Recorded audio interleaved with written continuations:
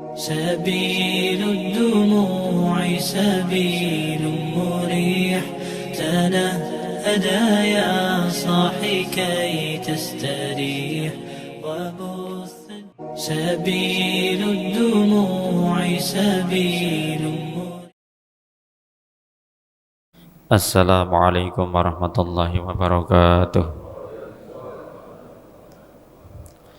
Liridho illahi ta'ala wa li syafati rasulillahi sallallahu alaihi wasallam wa li karamatul sultanil aliyah isyaidan syamtul qadir jannah kandasa wa sirrahu wa li ma'unati syekhina wa masahina samula khandrati syekh imam ala alim ala masahul fadilah Syekh Usman bin Hasan ibn Ahmad Asyagir al-Khubah kita Ahmad wa ridwani amin sya'ulillahumul fatihah.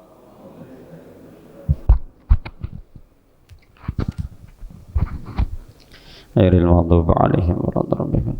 Tsumma ila jamil muslimina wal muslimati wal mu'minina wal mu'minat masyarakat wa kharabiha. Bariha wa bariha khususan abana wa hatana wa jadadana wa jadana jamil malaikatul muqarrabin jamil amil mursalin jamil awliya fi hadzal majlis wa fi hadhil qaryah majazam wa fi hadhil madinah kabupaten qalbatina Indonesia fil arabi wal ajam syai'un lillahumul fatihah. A'udzu billahi minasyaitonir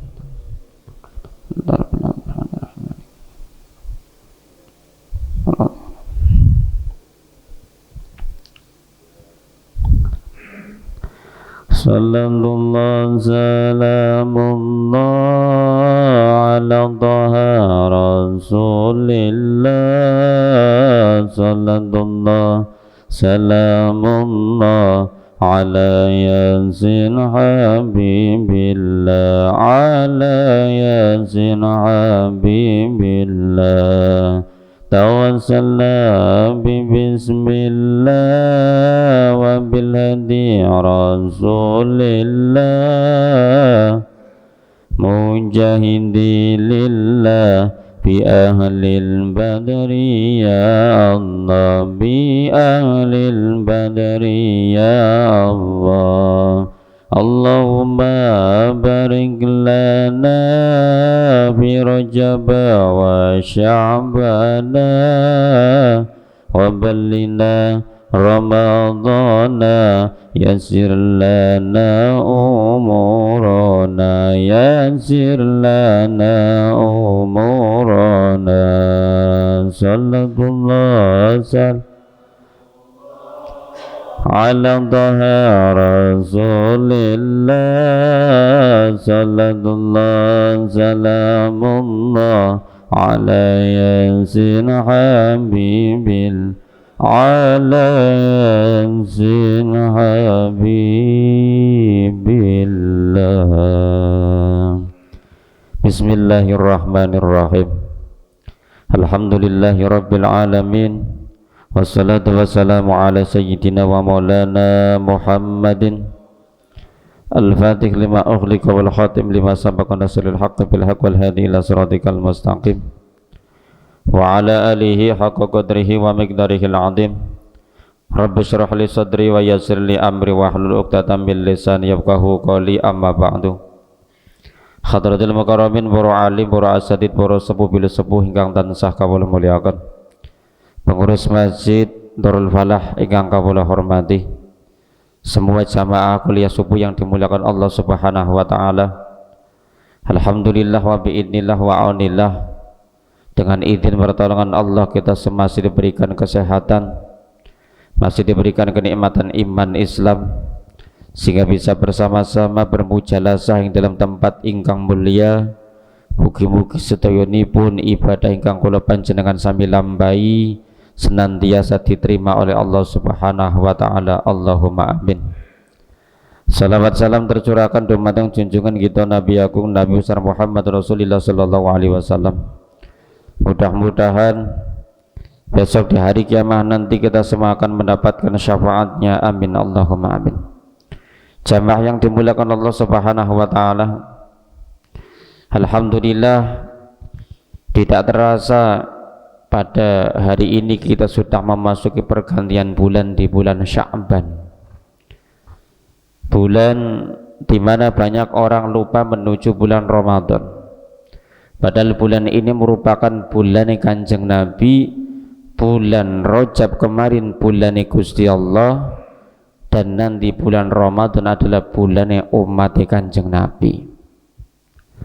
Maka di bulan ini dalam salah satu hadis sahih dijelaskan bahwa ada satu malam yang mustajabah, malam yang dimana ketika kita minta di bulan Sya'ban, khususnya di malam yang ke-15, disebut sebagai malam nisfu Sya'ban, Allah mengabulkan segala doa-doa hambanya. Artinya dinten niki hari ini hari pertama bulan Sya'ban, tinggal dihitung kok pas 14 malam ke-15 itu sekitar insya Allah malam Senin, sekitar malam Senin ini Senin depannya lagi itu nanti sudah masuk di 15 bulan Sya'ban. Maka Rasulullah sallallahu alaihi wasallam bersabda bahwa fadlu Sya'ban ala syairi syuhur, bulan Sya'ban itu merupakan keutamaan dari bulan-bulan yang lain. Kafadli ala syairil anbiya, seperti utamanya Nabi Muhammad sallallahu alaihi wasallam terhadap nabi-nabi yang lain. Maka ketika di bulan Sya'ban itu Rasulullah bertanya kepada para sahabat, "Atadruna lima sumya Sya'ban?" Kata Rasul, apakah kalian tahu kenapa dinamakan bulan Sya'ban? Qalu Allahu wa Rasulahu a'lamu. Maka para sahabat menjawab bahwa hanya Allah dan utusannya yang tahu. Itu kondisi sahabat yang hafal Quran 30 juz, tafsirnya tahu, hadisnya tahu, ketika ditanya Rasul pun tetap dengan tawaduknya, Allahu wa Rasuluhu a'lamu. Tidak seperti zaman sekarang, antara murid dengan gurunya lebih pinter gurunya tapi murid akeh ngandani gurune. Bahasa istilah nguyai segara kok diuyai. Dan ini menjadikan banyaknya kurang manfaat ilmu karena akhlakul karimahnya tidak dipakai, kitab ta'lim muta'alimnya tidak dipakai, sehingga sesuatu dianggapnya bagus disampaikan kepada gurunya. Ini jelas-jelas tidak manfaat, ngandani gurune, gurune.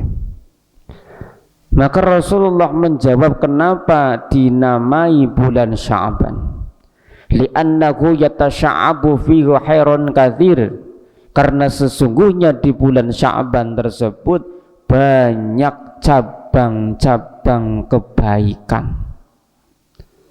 Jadi bercabang-cabang kebaikan itu banyak sekali di bulan Sya'ban. Maka Imam Muslim meriwayatkan dari sahabat Abu Hurairah radhiyallahu anhu. Niku sahabat Abu Hurairah dengar Rasulullah menyampaikan, ja'alallahu rahmah mi'ata juz'in. Allah menjadikan rahmat itu menjadi 100 bagian. Fa amsaka indahu tis'awatis'ina, yang 99 Allah tahan, wa anzala fil ardi juz'an wahidan, sedangkan yang satu rahmat Allah turunkan ditaruh di bumi. Satu rahmat 90 sangat disimpan Allah, yang satu rahmat ditaruh di bumi. Maka menjadikan luar biasa ketika rahmat satu diturunkan di bumi, faman dalika tatarohamul khalaiko, Maka ketika rahmat itu diturunkan, makhluk satu dengan yang lain saling mengasihi dan menyayangi. Sehingga kita jangan sampai menjadi orang yang seakan-akan tidak punya akal. Setiap 5 tahun sekali di Indonesia ada pesta politik, jangan sampai menyikut kanan menyikut kiri merasa dirinya yang paling benar. Sejarah iblis itu sebelum Nabi Adam diciptakan adalah makhluk yang sangat taat, sangat taat. Tapi dengan datangnya Nabi Adam alaihi salam disuruh hormat tidak mau, karena merasa paling benar. Maka jangan sampai kita mengikuti jejak-jejak iblis karena merasa yang paling bersih, merasa yang paling benar. Allah tidak suka terhadap hambanya yang merasa paling baik. Sekalipun dalam pandangan kita melihat orang lain mereka ahli maksiat, tapi tidak boleh kita terlalu benci terhadap mereka. Perintahnya adalah disuruh mendoakan agar saudara kita mendapatkan hidayah. Maka malah perlu harus dijaga bagi saudaraku yang istiqomah di dalam sholat berjamaah di masjid, jaga hatinya. Kadang hatinya tidak terjaga sehingga keistiqomahan tersebut dianggap sudah yang paling benar. Melihat orang lain yang belum benar dianggap salah, karena yang punya hak menyalahkan bukan manusia tapi Allah subhanahu wa ta'ala. Karena Allah menghendaki orang yang tidak baik bisa menjadi baik, Allah menghendaki orang yang ahli maksiat meninggalnya bisa husnul khotimah, atau sebaliknya orang yang ahli ibadah bisa meninggalnya dalam kondisi su'ul khotimah. Maka rahmat Allah turun bisa menjadikan makhluk satu dengan yang lain saling mengasihi dan menyayangi. Hatta tarfa'a dzabatan hafirha, termasuk sampai dihilangkan yang namanya binatang satu dengan binatang lain. Artinya dalam kehidupan hewan saja tidak ada yang namanya hewan itu istilahnya membunuh anaknya sendiri tapi lebih melindungi anaknya. Tidak ada hewan yang suka sejenis, tidak ada. Nah, jago yang ngoyok-ngoyoknya ayam, tapi yang jago ketemu jago gelut. Manusia dikasih akal oleh Allah, kok sampai suka terhadap sejenis. Ini sudah ada di zaman Nabi Lut alaihi salam, dihancurkan oleh Allah karena cinta terhadap sejenis. Lanang senengi karo lanang, wadon karo wadon. Maka termasuk di Indonesia ada yang disebut LGBT. Kok sampai disahkan? Ya siap-siap saja akan banyak musibah besar yang datang. Dan termasuk di lingkungan kita sendiri pun ya, banyak kemaksiatan-kemaksiatan yang seakan-akan dilegalkan, walaupun kondisinya seakan-akan Gusti Allah diakal-akali. Ning ngarepe katone toko biasa, jebule ning jerone prostitusi, kata di kota banyak seperti itu. Dan kita yang tahu ya cukup karena tidak punya kekuasaan, cukup dengan berdoa minta kepada Allah supaya mereka diberikan hidayah. Bukan cuma orang yang melakukan, khususnya pemimpinnya diberikan hidayah. Maka ketika nanti di hari Rabu monggo panjenengan menentukan siapa yang akan menjadi pemimpin di Indonesia berikutnya, tapi dengan catatan berdoalah yang baik. Doa minta kepada Allah, ya Allah saya suka dengan orang ini, kalau ini nanti benar-benar jadi menjadi seorang pemimpin, tolong ya Allah, kalau dia amanah berikan kekuatan, tapi kalau tidak amanah tidak usah lama-lama, karena itu menentukan. Dan yang paling penting lagi, jangan fanatik buta. Kalau sudah tidak suka dengan orang, kebaikan apapun yang dilakukan oleh orang yang kita benci tidak akan kita terima. Ini yang paling berat. Jadi kita harus tobat. Di Indonesia setiap 5 tahun sekali banyak orang melakukan dosa besar tidak tobat. Apa? Ketika senang dengan pilihannya, sudah pede 100% bahwa itu yang akan jadi, tapi Allah berkehendak lain, ternyata tidak jadi. Sehingga apa? Tidak ridho dengan ketentuan Allah. Bagaimana orang yang tidak ridho dengan ketentuan Allah? Orang yang sangat dimurkai oleh Allah. Dalam satu hadis dijelaskan, kata Rasul, barang siapa yang tidak menerima ketentuan Allah, silahkan keluar dari dunia ini, carilah Tuhan selain Allah. Kowe jengkel-jengkele Gusti Allah. Tapi akeh ning setiap 5 tahun sekali wong pada nglakoni salah kados ngoten ora tobat. Sehingga wajar muncul lagi musibah.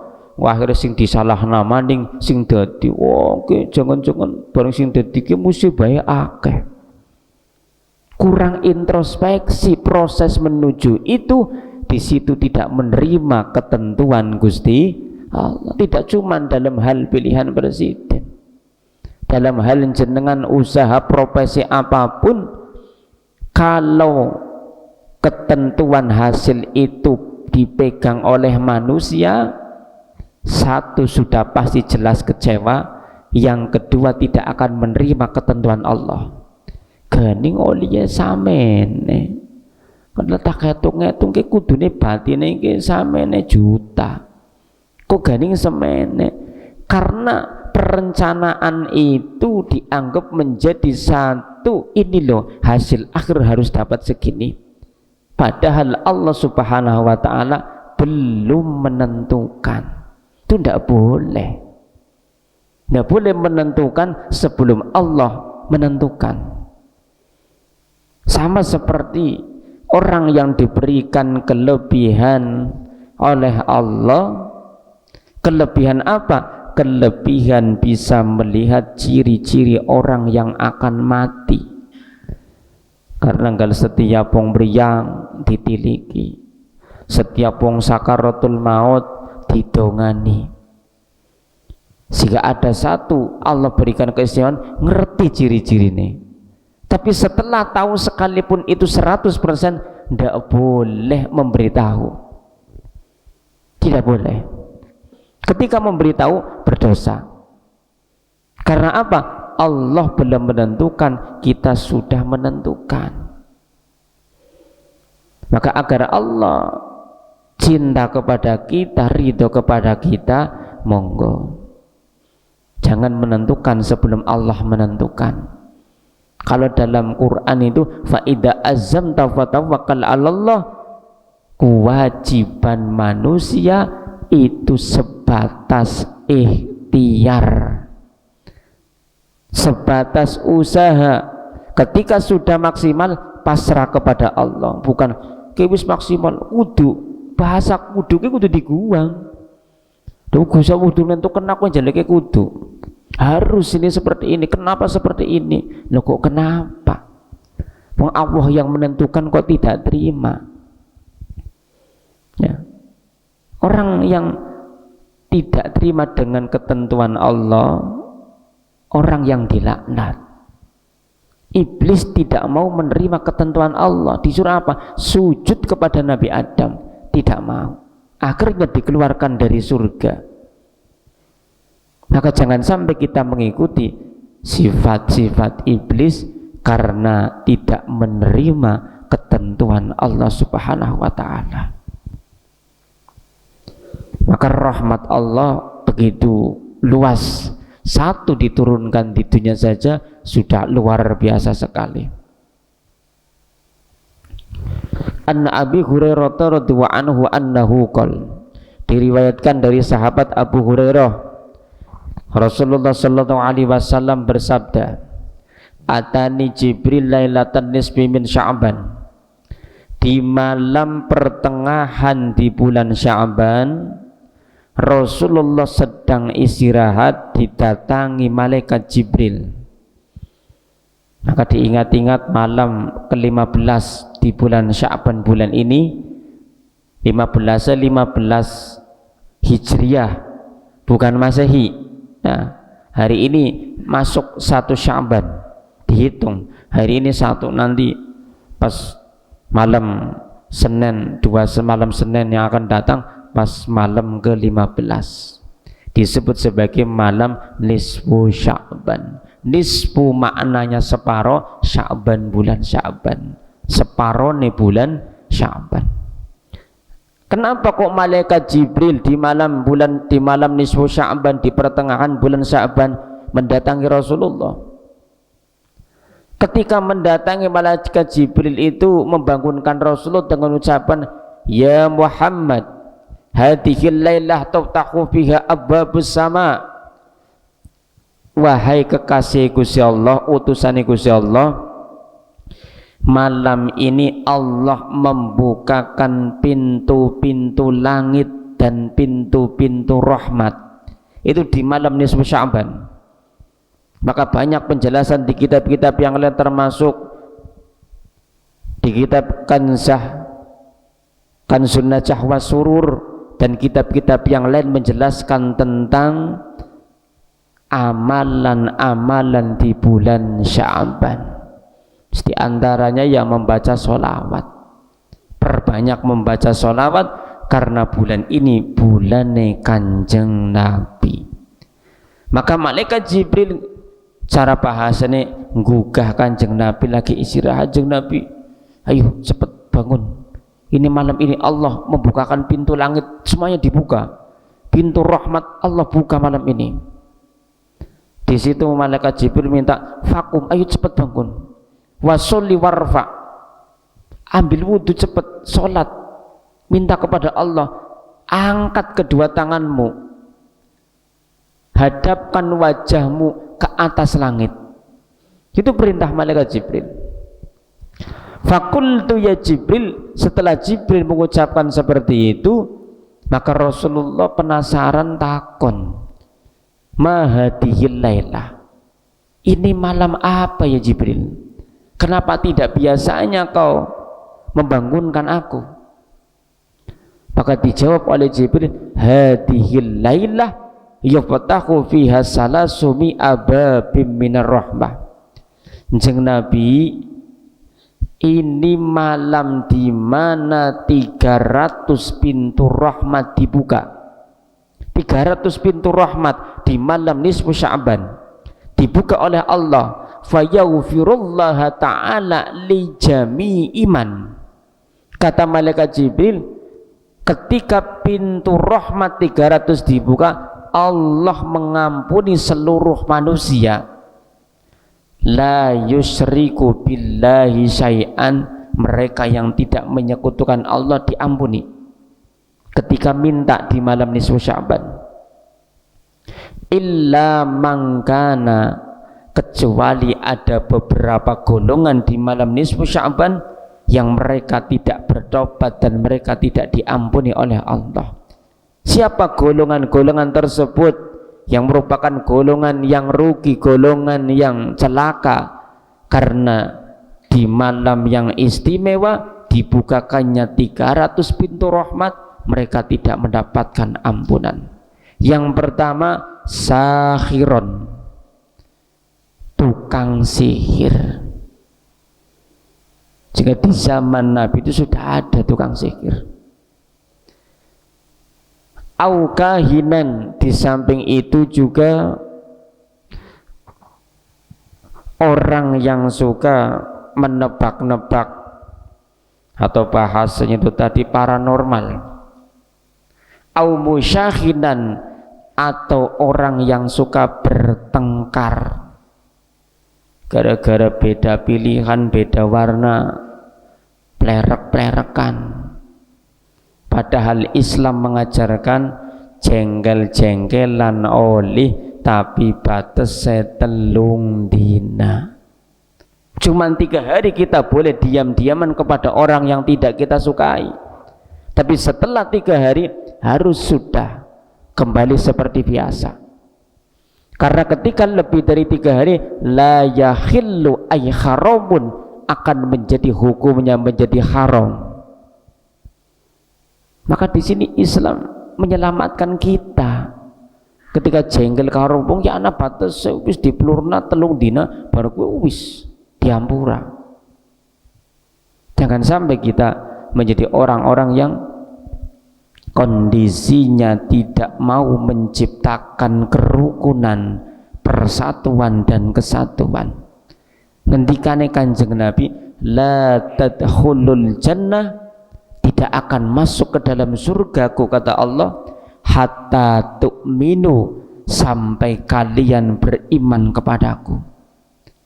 Wala tu'minuna, tidak akan dianggap iman kepada Allah, hatta tahabu, sampai kalian membuat kerukunan di lingkungan masing-masing. Jadi sholat tok kenteng, ngaji kenteng, yen ora apik hubungane karo tangga, gawe masalah, itu tidak dianggap iman maring Gusti Allah. Maka ini penting ketika kita menjaga kerukunan, bahwa itu sesuatu yang dicintai oleh Allah. Cukup di zaman Nabi Musa saja, di zaman itu kaumnya sering bertengkar sehingga Allah berikan cobaan berat 3 tahun sampai 4 tahun berturut-turut kondisi kekeringan. Setahun ora diudani bewis kelojotan, nganti 3 tahun 4 tahun tidak dikasih hujan oleh Allah. Gara-gara apa? Gara-gara karena suka bertengkar, ngerasa paling bener dewek. Sehingga ketika Nabi Musa disuruh berdoa, suruh mimpin, dipimpin langsung Nabi Musa, tapi apa yang terjadi? Hujan tidak turun. Padahal Nabi Musa langsung sing mimpin. Sekali dipimpin tidak hujan, besok diundang lagi, yuk kita doa lagi di lapangan. Karena secara fikih sing jenenge salat apa jenenge doa minta hujan kan di lapangan, dikumpulkan semuanya. 2 hari dikumpulkan lagi, tetap durung udan, ping 3 durung udan. Akhirnya Nabi Musa nangis, sujud maring Gusti Allah, disebabkan doane ora dikabul. Wong tingkatane Nabi biasanya doane dikabul, mboten dikabul, nangis. Nangisin nopo? Nangis sing ngrasa ki aku dosane akeh, ki aku dosane gede, sehingga Gusti ora ngabul doane kula. Niku jare Nabi Musa. Ternyata datanglah malaikat Jibril menyampaikan berita kepada Nabi Musa, "Hei Musa, kamu tidak usah resah." Bagaimana tidak resah? Tatkala kaumku minta didoakan agar turun hujan, sudah 3 hari saya doakan tidak kunjung hujan. Apakah Allah sedang marah kepadaku? Itu kata Nabi Musa kepada Jibril. Dijawab, tidak. Engkau utusannya, Allah tidak akan marah kepadamu. Lalu apa yang menjadikan Allah tidak menurunkan hujan? Ini jawaban Jibril. Karena doamu terhalang oleh umatmu. Doa seorang nabi bisa terhalang dari kaume, sehingga Nabi Musa bertanya, apa yang dimaksud terhalang wahai Jibril? Sebab kaummu mereka tidak rukun. senenge tukaran, kakang ngadi gara-gara waris tukaran, tangga gara-gara beda pilihan plerek-plerekan sampai 5 tahun ketemu maning kayak maning. Kita jangan mau diperbudak oleh setan, oleh iblis. Karena ketika kita menjadi orang yang merasa benar, jelas dibenci oleh Allah, maka tetap kita harus menjadi pribadi yang baik yang diajarkan oleh Rasulullah SAW. Tetap mengajak kebaikan. Kalau mengajak kebaikan, jangan berpikir mereka harus mau, karena yang namanya mengajak itu butuh proses, butuh ketulusan, bersihnya hati. Ngajak yang hati ora resik ya angel, akhirnya ketemu nih duga lah dasar angel, decak-decak kesuning masjid ya tongkrongan baik. Sing ngajak sing kudu diluruskan niatnya, bukan orang yang diajak. Kalau kita kembali kepada Allah dan sesuai dengan sunnah Rasulullah, Rasul sendiri pernah diingatkan oleh Allah ketika ngajak-ngajak, kok wong ganing angel temen, langsung turun wahyu, wahai kekasihku Muhammad, tugasmu hanya menyampaikan, bukan memberi hidayah. Sama panjenengan sing ibadah kentang ngajak-ngajak tanggane kancane kok durung gelem, ya aja jengkel, wong hidayah durung anjuk. Mestinya tetap terus diajak, mengajak kebaikan itu perintah di dalam Islam, amar ma'ruf. Maka kalau kita ikhlas, ajakan baik tetap oleh pahala, kita dapat pahala. Tapi kalau kitanya ndak ikhlas, ya angel. Maka jenengan ini khususnya sing wis jamaah 5 waktu istiqomah, doakan saudara-saudara kita yang belum mau menginjak kakinya ke masjid, doakan yang baik, pasti dikabul, itu pasti. Jangan dipuatani, jangan didoakan jelek. Orang mendoakan jelek itu bukan syariat, bukan tuntunan Rasulullah. Rasulullah itu mengajarkan mendoakan baik. Tatkala dalam dakwahnya banyak rintangan, banyak, termasuk di mana di situ Rasulullah dicaci maki, difitnah sampai akan dibunuh dalam puncaknya. Itu malaikat Jibril itu tidak terima, berkata kepada Rasulullah, wahai utusan Allah, ini orang kafir sudah keterlaluan ini. Sudah, engkau doa saja kepada Allah, minta kehancuran orang-orang yang ingkar kepadamu. Saya siap mengambil gunung, saya timpakan kepada mereka. Ki malaikat Jibril weruh kok Kanjeng Nabi dimusuhi dalam dakwanya, tidak terima, minta Rasul untuk berdoa untuk dihancurkan mereka. Tapi apa jawaban Rasul? Rasul menjawab, wahai Jibril, jikalau Allah memintaku untuk berdoa, ini doaku. Apa doanya? Allahumma di qaumi fa innahum la ya'lamun. Ya Allah, berikanlah hidayah kepada mereka yang belum beriman, yang masih maksiat, karena sesungguhnya mereka tidak tahu. Ini harusnya yang kita ikuti seperti itu, bukan dengan cara kita malah menjauhkan mereka tanpa mendoakan baik. Selama kita tidak mendoakan baik untuk lingkungan kita yang belum iman, belum, artinya belum sadar akan maksiat, selama itu pula jauh dari dapat hidayah. Kan tidak ada yang memintakan hidayah kepada Allah. Tapi kalau kita setiap weruh pan makat masjid, kayak lagi kayak atinin tuh ya Allah, moga-moga dia dapat hidayah, diparingi sadar. meruh maning esya maning ndonga apik maning oli pahala maning oli ganjaran maning. Setiap melihat orang maksiat potensinya menjadi pahala bagi orang-orang yang hatinya bersih, tapi bagi yang hatinya gelap sedeleng wong maksiat ya jengkelin teman. Padahal Rasulullah mengajarkannya baik. Berarti harus ada sesuatu yang perlu kita luruskan, perbaiki, sehingga apa? Kita tidak akan terganggu ibadah kita dengan kemaksiatan orang lain. Orang bakal mengganggu, tidak akan merusak kebahagiaan kita dalam ibadah kepada Allah kalau pandangannya, cara pandangannya ngikuti Kanjeng Nabi. Mengikuti nafsu, cara pandangnya ya jelas hidupnya tidak enak. Tapi kalau ngikuti Rasulullah tidak jadi masalah. Lah wong urip ning dunya sapira suwe, pan petakilan kaya ya pan ora. Didongakan anda sadar ya selesai kan. Nggak usah diperkarakan ini dan itu, akhirnya hibah, jengkel orang seneng, akhirnya kan jadi hibah kan, rasani menceritakan keburukannya, eman wis ibadah nemen-nemen kok ngerasani wong. Dan ini kita harus ditata hati kita biar selamat, menjadi qalbun salim, hati yang selamat.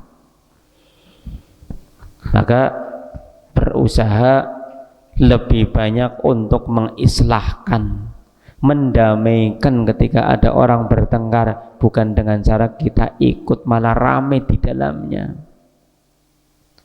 Ketika ada saudara kita sing seneng ngirimi ngeser berita tidak baik, cukup dengan diingatkan, didoakan yang baik. Tidak usah kita mencela menyalahkan, tidak usah. Au mudmin khamrin, termasuk di malam nisfu Sya'ban golongan yang tidak diampuni oleh Allah, golongan yang suka minum minuman keras. Ya.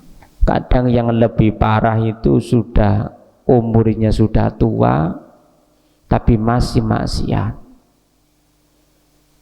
Kalau berbicara tentang khamr itu menjadi pangkal kejahatan. Banyak kisah yang menjadikan orang gara-gara khamr akhirnya bisa menuju kepada kejahatan yang lain, bisa pembunuhan, bisa pemerkosaan, itu karena khamr.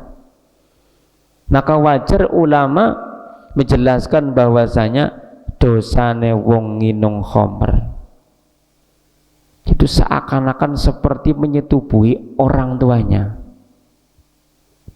Wong tuane dhewe kok ibaratnya kayak jago, dilahirna dendok sing wong tuane bareng wis gede wong tuane tumpaki. Atau dalam bahasa lain, yang punya dosa seperti orang minum khamr bukan cuman yang minum saja, yang membelikan tapi tidak minum dosanya sama dengan yang minum. Lah aku ora noko kena wong ora duwe duit takan terbaik tak bonceng kena tekan ning tempatnya ya pada bae dosane karo sing nginum.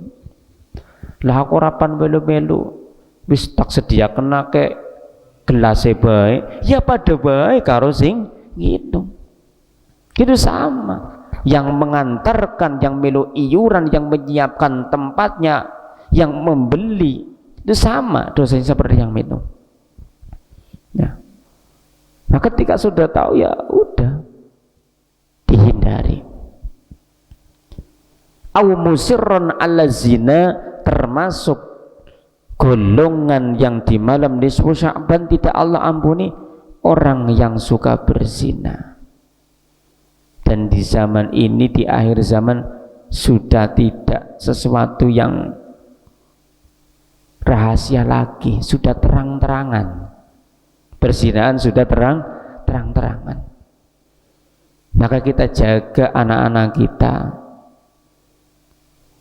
didik agar dekat dengan Allah dan Rasulnya, insya Allah akan menjadi orang yang selamat. Karena menuju di akhir zaman itu Masya Allah luar biasa tantangan zaman. Termasuk itu tadi, dari penguasanya misalkan di daerah sendiri masih banyak yang tidak tegas dalam menghadapi memberantas kemaksiatan ya, karena dianggap itu menghasilkan, perizinannya besar sehingga bisa menghasilkan tambahan. Maka jangan sampai diri kita termasuk golongan orang-orang yang tidak takut dengan siksa Allah. Au akilar riba, yang lebih parah lagi, orang yang tidak diampuni oleh Allah di malam nisfu Sya'ban, orang yang melakukan riba. Ini yang menjadi rusaknya rumah tangga di zaman sekarang. Bahasanya bang menggring. Karena jemput bola, wong ora butuh ditawani duit. Dan sering terjadi, banyak sekali, tidak di kota, semuanya di kalangan manapun ributnya gara-gara persoalan karena apa? Melakukan riba. Menyilih duit tanpa jaminan cukup dengan fotokopi KTP. Ini jelas 100% riba, haram.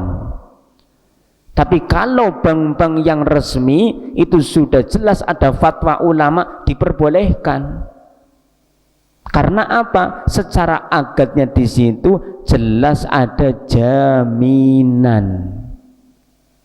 Tapi kalau yang sing namanya koperasi itu yang bahaya. Maka panjenengan anaknya hati-hati, lulus kok ngebur ning kono, berat. Sekali makan sudah makan itu, perilakunya akan jauh dari Allah, perilakunya sudah jauh dari kata malu. Dan banyak sekali termasuk di pedesaan, tangga karo tangga tukaran, ya gara-gara ini riba. Nyili KTP ini, nyili tok di fotokopi, dicairna si doyok-koyok sing duwe KTP. Kan gawe tukaran. Ya. Dan itu jelas dilarang oleh Allah dan sangat-sangat bahaya sekali. Makanya di zaman sekarang jangan mengedepankan gaya hidup kalau tidak mampu. Itu di televisi, di YouTube itu ada seorang mahasiswa Kendat bunuh diri gara-gara pinjol. Tidak terasa ake. Akhirnya seluruh kontak disebar semua bagi atas nama ini supaya untuk melunasi. Kayak apa malunya? Tujuannya kepengen ibn kancan orang ngerti, jebule malah ngerti kabeh. Itu malah lebih kejam, itu pinjol lebih kejam. Ya secara hukum ya jelas itu tidak sah. Nah, pinjaman-pinjaman yang seperti itu ya justru malah menjadikan orang itu akhirnya jauh dari kata tenang, rungsang terus setiap hari. Jauh larangannya Gusti Allah diterjang, bagaimana dia tenang? Maka ini virus di zaman-zaman sekarang, dan saya sangat berharap sekali dengan munculnya pemimpin baru terutama di kabupaten atau di kota yang bisa memberantas itu semua, karena itu merusak keluarga, merusak tatanan lingkungan, itu menjadi rusak karena sudah disusupi itu. Jenengan aman tapi tangga ninggal dina tukarannya ora tenang. Ganing maning ribut, masalah apa? Masalahnya karena itu tadi riba. Anak ngein duit halal nggo nyetori duit 100, nggo nyetori 20.000, jujule 80, sing 80 kue kotor. Melebu maring awak, menjadi pikiran, menjadi perilaku yang bisa merugikan orang lain. Rasa malunya sudah hampir hilang. Ya, sudah hampir hilang. Maka dijaga khususnya anak-anak panjenengan. Ya, benar-benar kudu ditakoni temenanan. Terutama karena itu banyak sekali namanya koperasi namanya. Itu haram, mutlak haram mutlak. Harus dijauhkan kalau pengen selamat. Kalau pengen selamat. Wong yang tingkatan bank yang resmi saja tetap pasti berkahnya kurang kok. Apalagi itu yang jelas-jelas haram. Harus dijauhkan. Terus golongan selanjutnya akul walidin, anak yang durhaka, anak yang menyakiti kedua orang tua. Ini hati-hati. Kita bisa mampu, bisa duwe omah, duwe kendaraan, bisa duwe duit, itu jasa dari orang tua. Seburuk apapun orang tua kita, sejelek apapun, sebodoh apapun orang tua kita, semiskin apapun orang tua kita, tetap wajib hukumnya menghormati mereka. Kalau kepingin selamat dunia akhirat, ingin dapat surganya Allah, maka jangan sampai kita merasa ngadirakan karena wis duwe jabatan, duwe dunia akeh, kok sama orang tua dia melalaikan, dia tidak memperhatikan, siap-siap saja tuanya dia nanti anak mantunya sama akan membiarkan dia. Maka bahasa ini hukum karma. Maka jangan sampai diri kita seperti itu. Kulo duwe tangga kados ngoten be mumet ngendhalikaken anak. Bapak karo anak galdine pun gelut terus. Setelah ditelusuri pada bae jebule wong tuane mbiyen jamane dadi anak ngejak gelut wong tuane. Akhirnya barang wis rumah tangga, anake wani ngejak dulur apane dikuruk kampleki bapane. Ngeri. Itu sangat-sangat ngeri. Maka ketika kula panjenengan mulane ketika miyen dadi anak kondisi ora apik karo wong tua esih urip cepet-cepet njaluk ngapura. Ketika kok terlanjur wong tua wis ninggal pipen ngendikane Kanjeng Nabi, kita akan bisa dapat maaf dari orang tua kita di alam kubur dengan 3 perkara. 1, ayyakuna solihan, dadi wong sing apik. Soleh ke berarti wong sing apik. Apik lisane, apik prilakune, apik nulis statuse. Kan ini zaman wong sing ngomong ke tangan dudu cangkem. Maka harus jaga tangan kita jangan sampai menyakiti orang lain. Maka kalau kita melakukan apik, wong tuan yang alam kubur rohake ndelengaken seneng, alhamdulillah. Anakku jebule prilakune apik, barang tak tinggal aku misalnya kan. Jadi sadar, orang tua itu senang sekali. Terus yang kedua, yang bisa mendapatkan maaf dari orang tua dalam kubur, ayyasila qorobatahuma, menyambung silaturahmi kepada keluarga orang tua.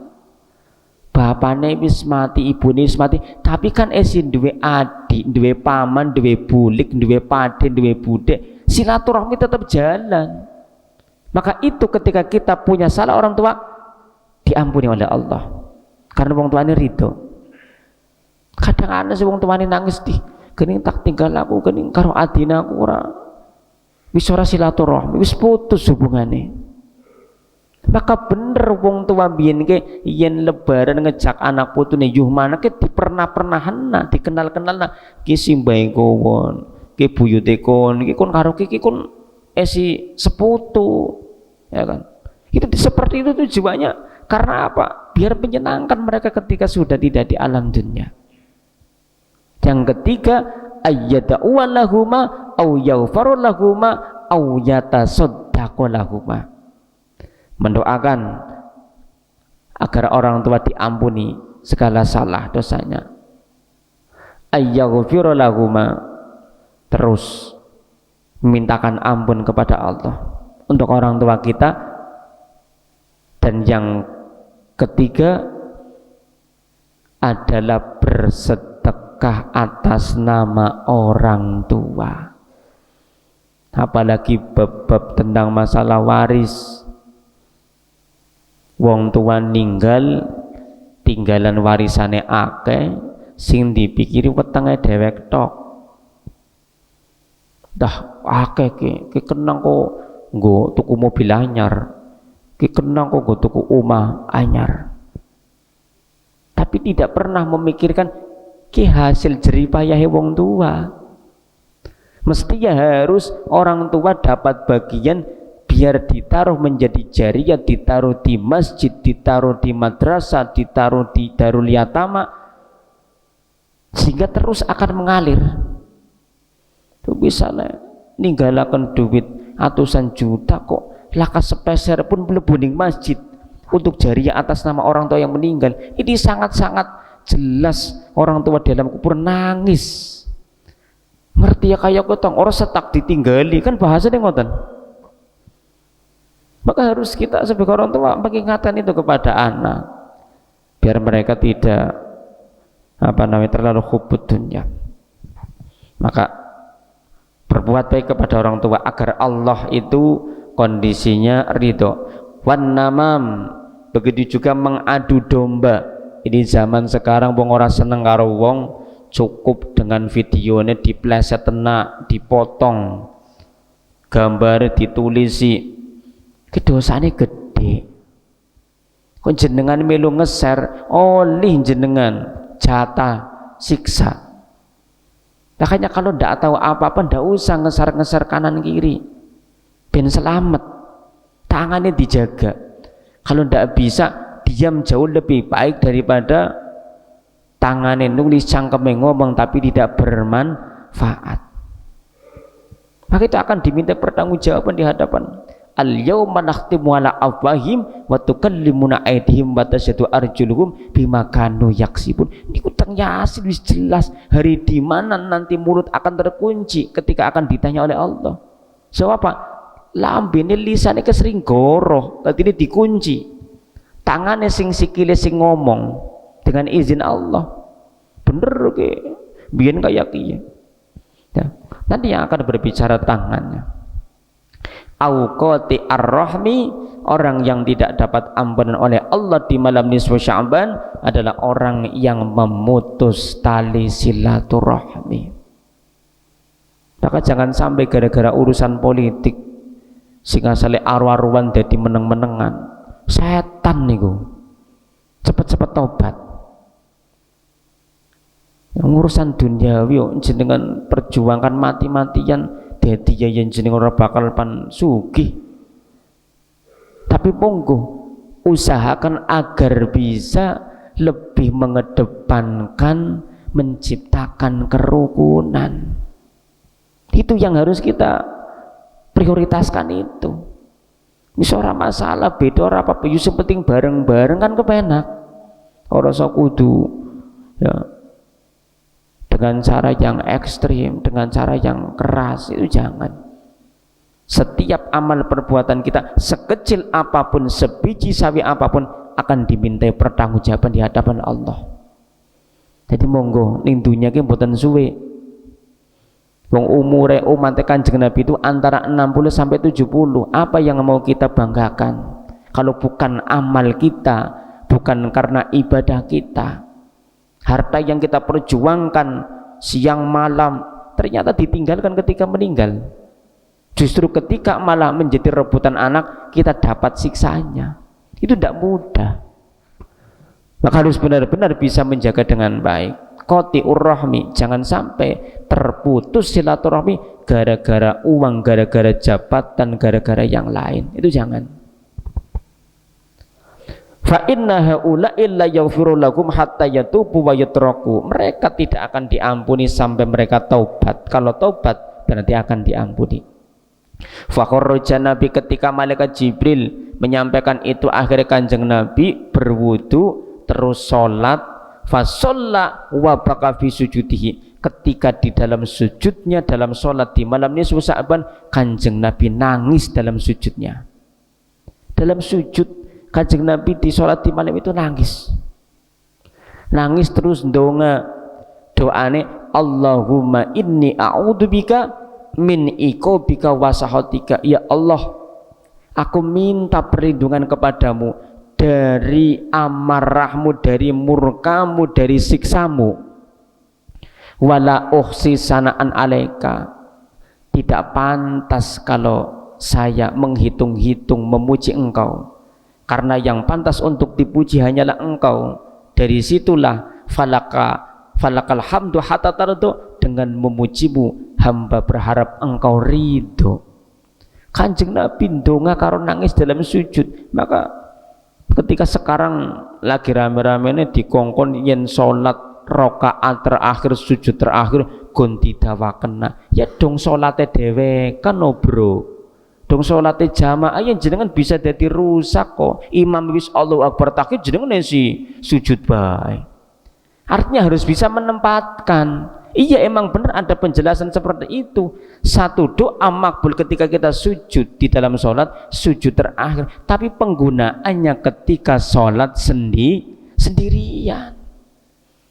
Aja imam yang ngerti sujudnya suwe, orang ngabari makmum disit, ya makmum melasio wis menyat jebule durung menyat mudun maning, ya kan. Sing salah siapa? Tetap imamnya. Kalau mau melakukan satu amalia dalam satu jamaah, diberitahu dulu, wahai makmum ini nanti tolong sujud terakhir rada lama, sebab apa? Monggo padandongan jaluk mari Gusti Allah niku tempat sing makbul ketika sujud berdoa. Maka Rasulullah ini dalilnya Rasulullah berdoa sambil sujud. Makanya kalau yang paling bagus itu ya biar doanya misalkan lama, salam dulu, setelah salam sujud lagi sambil berdoa. Jenengan pan karo nangis pan karo apa tidak akan merusak membatalkan sholat. Dalam kondisi masih dalam sholat kan dongane dikongkurkan aja dawa-dawa, yang penting hajat apa sampaikan. Dongane sampai dawa sampai nangis, kelingan salah, kelingan utang, kelingan pirang-pirang, ya akhirnya dadine rusak salatnya, rusak. Itu maka mudah-mudahan kita semua diberikan kekuatan oleh Allah untuk bisa memanfaatkan bulan ingkang mulia menuju bulan Ramadan. Mudah-mudahan kita tergolong sebagai umat Kanjeng Nabi yang taat kepada Allah dan Rasulnya. Amin, Allahumma amin. Allahumma salli wa sallim wa barik ala sayyidina maulana Muhammad. Bismillahirrahmanirrahim. Alhamdulillahirabbil alamin, hamdan syakirin hamdan abid, hamdu yafinika fi masjid rabbana lakal kama yanbaghi li jalalika wa adim bisultanik. Allahumma inna nas'aluka fahman nabiyyin wa hibdal mursalin wa ilhamal malaikatil muqarrabin. Allahumma a'inna bil ilmi wa zayyina bil habib wa akrima bit taqwa jamila bil afiyah ya arhamar rahimin. Wa sallallahu ala sayyidina Muhammadin bi balis subhana rabbika rabbil izzati amma yasifun wa salamun alal mursalin walhamdulillahi rabbil alamin. Maulaya salli wa sallim daiman abada ala habibika khairil khalqi kullihim huwal habibul ladzi turja syafa'atuhu likulli hawli minal awwali muqtahami ya rabbi bil mustafa balli maqasidana waghfir lana ma madha ya wasi'al karmi. Wallahul muwaffiq ila aqwamit thoriq. Assalamualaikum warahmatullahi wabarakatuh.